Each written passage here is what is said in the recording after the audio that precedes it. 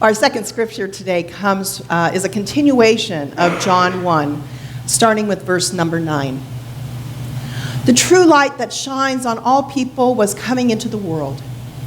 The light was in the world, and the world came into being through the light. But the world didn't recognize the light. The light came to his own people, and his own people didn't welcome him. But those who did welcome him, those who believed in his name, he authorized to become God's children, born not from blood, not from human desire or passion, but born from God. The Word became flesh and made his home among us, and we have seen his glory, glory like that of a Father's only Son, full of grace and truth.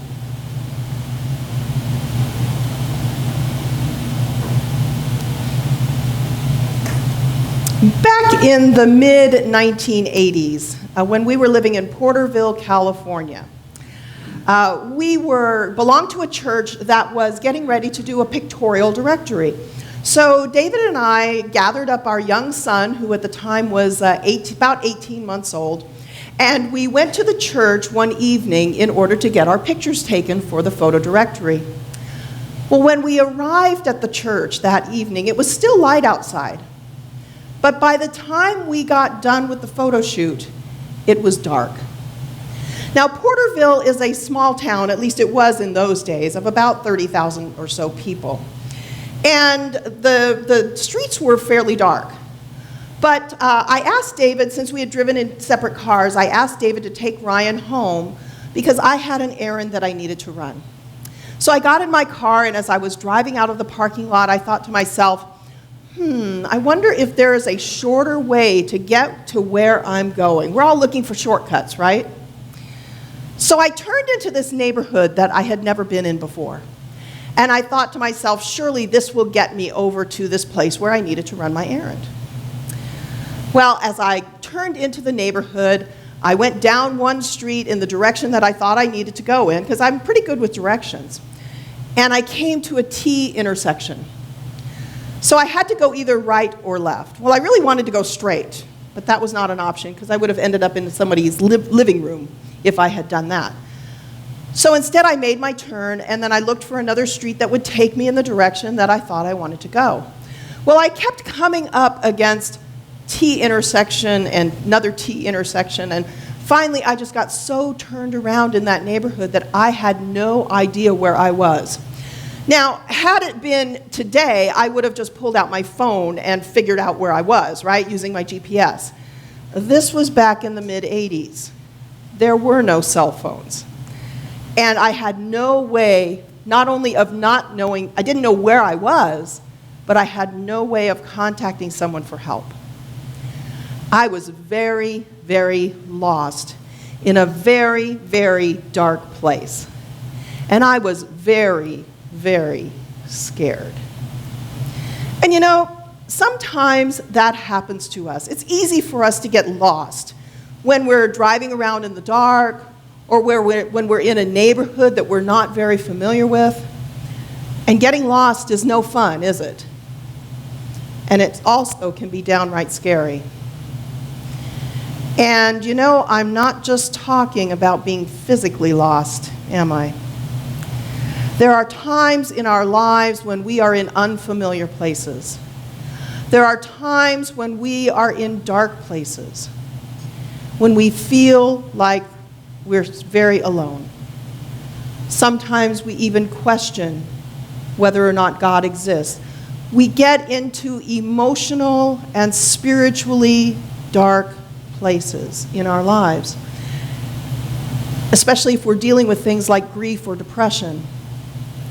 And it's very hard for us to see the light when we're in those dark places, isn't it? And that darkness just spreads and spreads and spreads. In the Bible, we hear stories of people, many people, who were in dark places.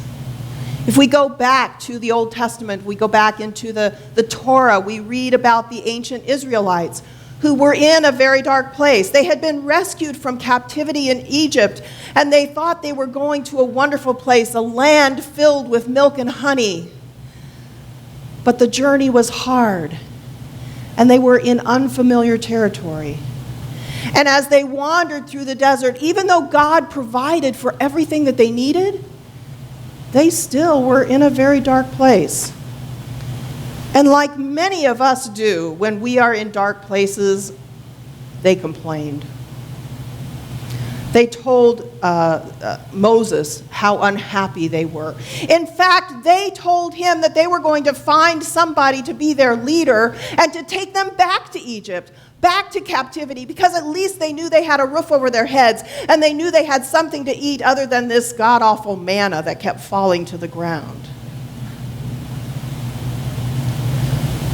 They were in a very dark place. And in fact, they were so, in order to try to make things a little bit more familiar for them, what did they do with all of their gold? They fashioned for themselves an idol, a golden calf, something that was familiar to them because they didn't know this God that was unseen. They didn't understand that God was the one true God. They needed something that they could see and that they could touch, something that they could worship that was familiar to them. Spiritually speaking, they were in a very, very dark place. And they were very lost. And they needed the light. Spiritual darkness occurs when we find ourselves separated from God. And you know, more often than not, it's because we have pulled away from God rather than God pulling away from us. Isn't that right? It happens when we are tempted to do the things that we know God doesn't want us to do. It happens when we experience tragic events in our lives. Sometimes we get angry with God or we question God's existence. We feel like we've been abandoned by God, and we often turn away from God at the time when we need God the most. Robert was 4 years old when his mother was shot and killed by an unknown assailant.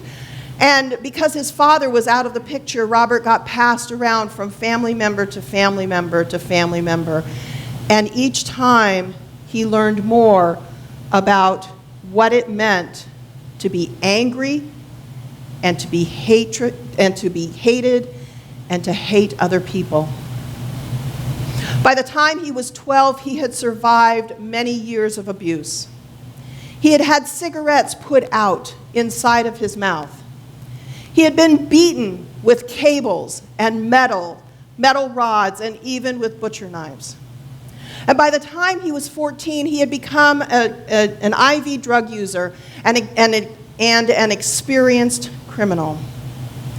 And in order to support his habit, he would even sell drugs to his classmates in junior high. He started listening to satanic music and became interested in witchcraft. He became obsessed with death. And that's when he became a cutter. Someone who cuts themselves purposely. By the time he reached young adulthood, he was a violent addict, and he supported that habit through armed robbery, through kidnapping, extortion, and blackmail. The pain that he had experienced from years of abuse caused him to lash out and to hurt other people. He didn't like what he had become, but he was lost in a sea of darkness, and he didn't know how to pull himself out. At age 28, he stabbed an innocent man, and then he was finally sent to prison for 5 years. And you would think that that would have made him turn his life around, but it didn't. 4 years later, he was arrested for possession of a firearm during an armed robbery that went bad. And at that point, he finally prayed to God. He prayed for peace in his heart. He prayed that he would go to prison for the rest of his life, because then he knew that at least he wouldn't be a danger to other people. His life had spiraled out of control, and he didn't know where else to turn. when he hit rock bottom and he finally turned to God. From the moment he prayed for peace in his heart, Jesus shined his light into Robert's soul. And much to his surprise, instead of being sent to prison, he was released. And it was at that point that he finally turned his life around. Instead of going back to a life of crime, he went to Shafter, California, to Teen Challenge, an organization that helps young people turn their lives around. He went there and he met with a crisis counselor, and he surrendered his life to Christ. God freed him from his pain that day. After going to Teen Challenge, he turned his life around. He learned how to truly love other human beings. He started going to high schools and to other juvenile facilities and talking to kids, sharing his story and helping them see the light of Christ. By his own admission, he has a long way to go, but he's hoping that someday God will lead him into full-time ministry so that he can be a youth pastor. But he knows at least now that he's on the right track because he followed the light of Jesus Christ. The light of Christ is that divine energy that comes from God through Jesus, God's Son. It's what gives us life, and it guides us on our paths. It helps us understand the truth of the gospel, and it leads us on the path towards salvation. When we are filled with God's light, with the light of Christ, we are led to do the things that God wants us to do. And when we stray from that right path, it's the light of Christ that brings us back home. It's that light shining in the darkness that brings us back to God. In the Gospel of John, the evangelist that we know as John writes a lot about Jesus as being the light. From the very beginning, he makes it clear that Jesus is God's Son and that he is the light that brings us hope in a very dark world. In John chapter 8, verse 12, he writes, and he's quoting Jesus here, "I am the light of the world. Whoever follows me will never walk in darkness, but will have the light of life." When we follow the light of Christ, our lives are filled with hope, and our paths are made clear. When we follow the light, we will never be lost. When we follow the light, we will always have hope. And when we follow the light, our lives will be changed.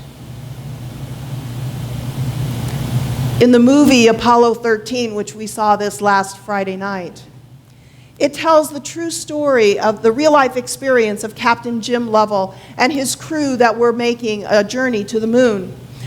They were supposed to walk on the moon in that particular mission, but something went terribly wrong, and they became lost in space. Well, they weren't really lost, because Mission Control had contact with them all along the way. But their mission changed immediately from one in which they would go and walk on the moon to one where they just wanted to get home. Their mission went from great excitement to great fear.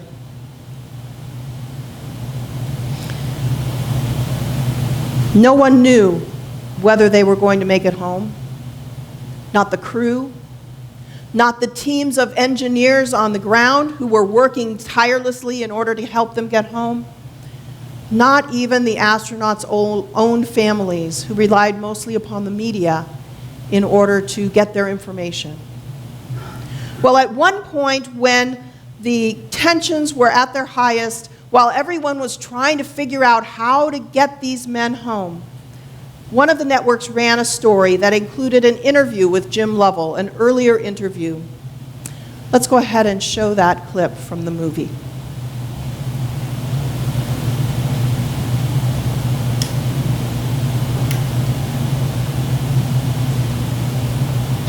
Apollo 13 Commander Jim Lovell has more time and space, almost 24 days already, than any other man. And I asked him recently if he ever was scared. Oh, well, I've had an engine flame out a few times in an aircraft and was kind of curious as to whether it was going to light up again, things of that nature. But they seem to work out.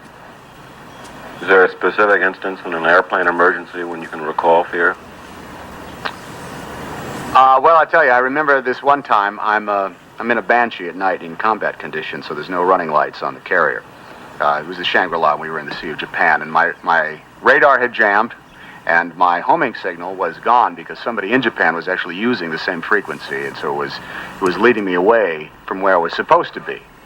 And I'm looking down at a big black ocean, so I flip on my map light, and then suddenly, zap, everything shorts out right there in my cockpit. All my instruments are gone, my lights are gone, and I can't even tell now what my altitude is.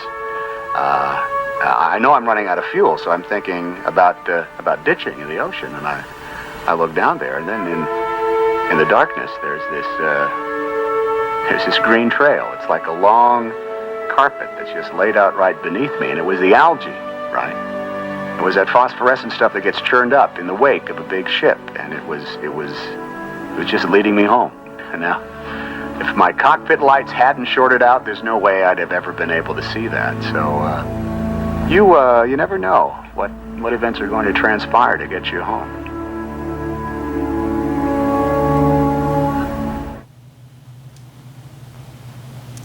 You never know what is going to transpire in order to get you home.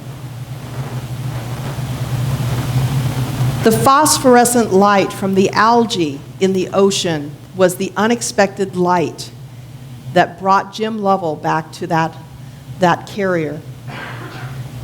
And had it not been for the events that had led up to that experience, he never would have seen it, and he would have had to bail out. I believe that moment when the instrument panel went out was a God moment. It was God's way of shining the light of Christ on Jim Lovell at that moment. And you know, sometimes things happen in our lives that make us aware of the light of Christ, and it saves us from the darkness. It may come because we've hit rock bottom, like Robert, whose story we heard earlier. Or it may be the result of God working through people like the teams of engineers who use their God-given abilities to bring those men home from their aborted flight to the moon. The light of Christ is a beacon of hope for us in the darkness. It is the thing that brings us hope for a better day. There was a young woman who was so distraught over her working conditions that she finally went to her pastor and issued a complaint. She said, "I just can't take it anymore. The people that I work with are just so dark. I'm the only Christian there. And all they do is taunt me and make fun of me. They are so mean to me. I just can't take it anymore. I have to quit." And her pastor looked at her and said, "I have a question for you. Tell me, where are lights placed?" "What does that have to do with anything?" she asked him. "Never mind," the pastor said. "Just tell me, where are lights placed?" And she thought for a moment, and she finally said, "Well, I suppose they are placed in dark places." "Yes," the pastor said, "and that is why you are there in that factory. You have the light of Christ, and you can allow that light to shine where no other Christian is available to have that light shine." And in that moment, the young woman realized what an opportunity she had, that she could go back into that factory with renewed determination, and she would let the light of Christ that was shining inside of her shine out into the people there in that factory. And she did. And it didn't take long for her to get 9 other people to also turn their lives over to Christ and to let Christ's light shine into them. Jesus is that light that shines in our dark world. It is through the light of Christ that our hearts are filled with hope. May our hearts always be filled with the light that shines in the darkness. And may we, as followers of Christ, let his light shine through, illuminating the dark places that we find in our lives. And may we all allow that light to help others discover the light of Christ that shines in their lives as well. Amen. Will you join me in our